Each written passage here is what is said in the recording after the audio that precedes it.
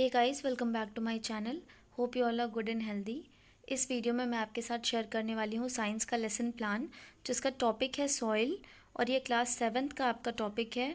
अगर आप बीएड में हो तो आपके लिए वीडियो काफ़ी ज़्यादा हेल्पफुल होने वाला है, क्योंकि उसमें आपको लेसन प्लान्स बनाने होते हैं।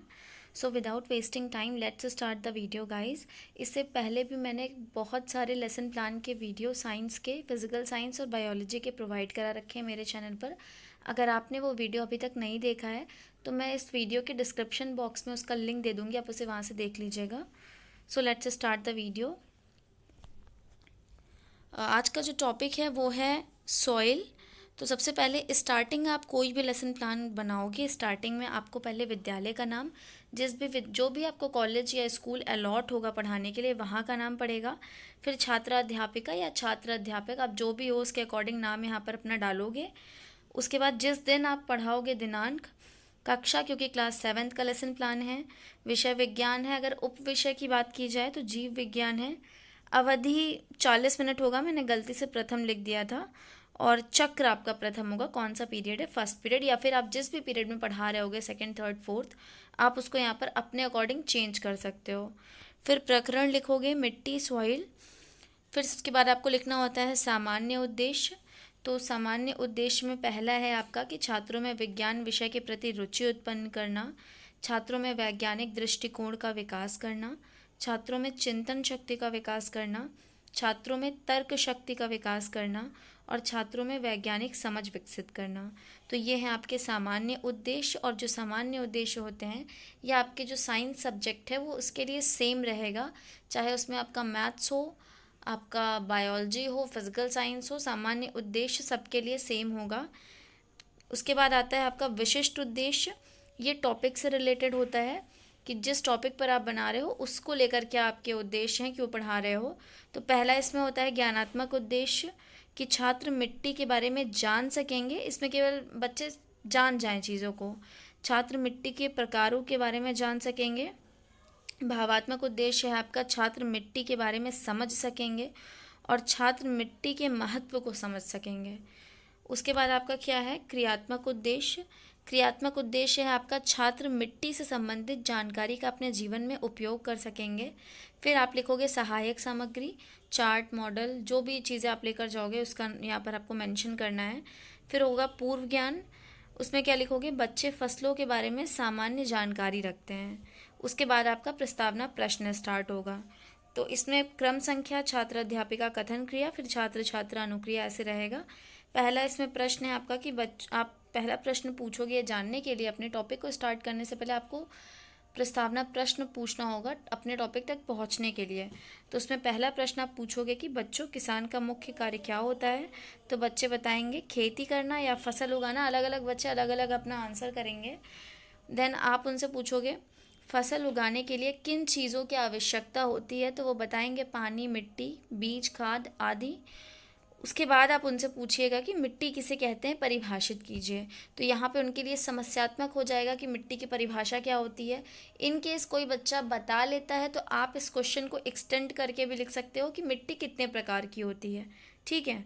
फिर वहीं से आपका उद्देश्य कथन बन जाएगा कि बच्चों, आज हम मिट्टी के बारे में विस्तृत रूप से अध्ययन करेंगे।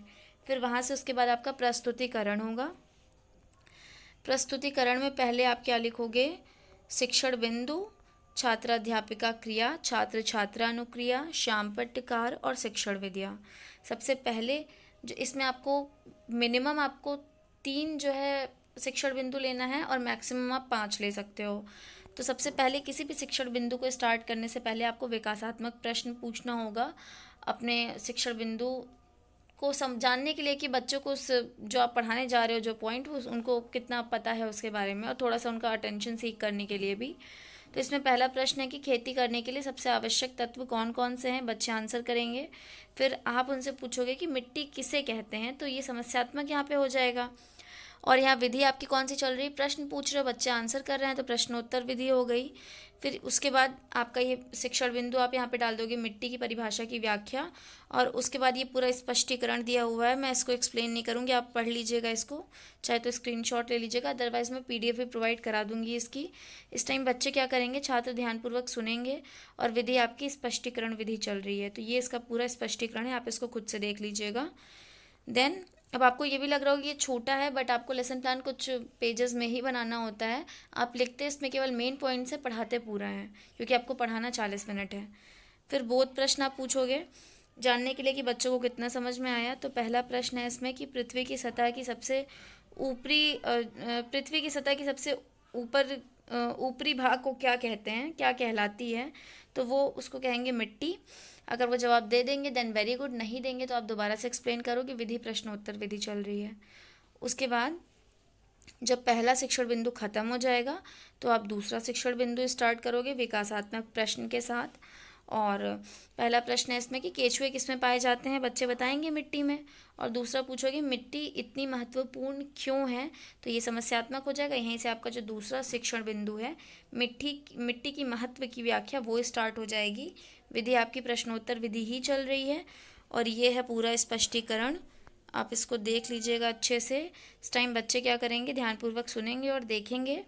आप ऐसे श्याम पट्टी पे ड्रॉ करके भी दिखा सकते हो, चाहे वो आपका केचुआ हो या फिर अर्थवॉर्म हो या फिर कोई और माइक्रो ऑर्गेनिजम्स हो जो भी है, या फिर आप उनको चार्ट पर चीज़ें बनाकर दिखा सकते हो, मॉडल बनाकर ला सकते हो। आपकी विधि स्पष्टीकरण विधि है, प्रदर्शन विधि अगर आप मॉडल बनाकर ला रहे हो, चार्ट बनाकर ला रहे हो इन केस तो ये है पूरा उसका एक्सप्लेनेशन। उसके बाद आप बोध प्रश्न लिखोगे जानने के लिए कि बच्चों को आपने जो पढ़ाया दूसरा शिक्षण बिंदु वो समझ में आया कि नहीं।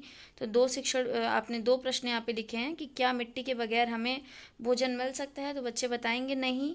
फिर आप पूछोगे क्या मिट्टी में सजीव प्राणी भी रहते हैं, तो बताएंगे हाँ। आप ये भी पूछ सकते हो कि कुछ सजीव प्राणियों के नाम बताइए जो मिट्टी में रहते हैं, तो वो आप नाम बच्चे बताएंगे।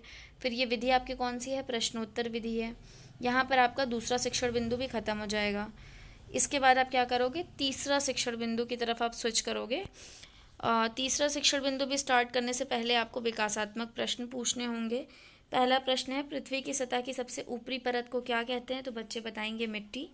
फिर दूसरा प्रश्न होगा मिट्टी कितने प्रकार की होती है, तो ये समस्यात्मक हो जाएगा, ये वो बता नहीं पाएंगे। तो यहाँ पे आपका जो तीसरा शिक्षण बिंदु है मिट्टी के प्रकारों की व्याख्या वो स्टार्ट हो जाएगा, और विधि आपकी प्रश्नोत्तर विधि चल रही है।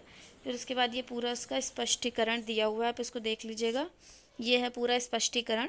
इस टाइम बच्चे क्या करेंगे, ध्यानपूर्वक सुनेंगे और देखेंगे।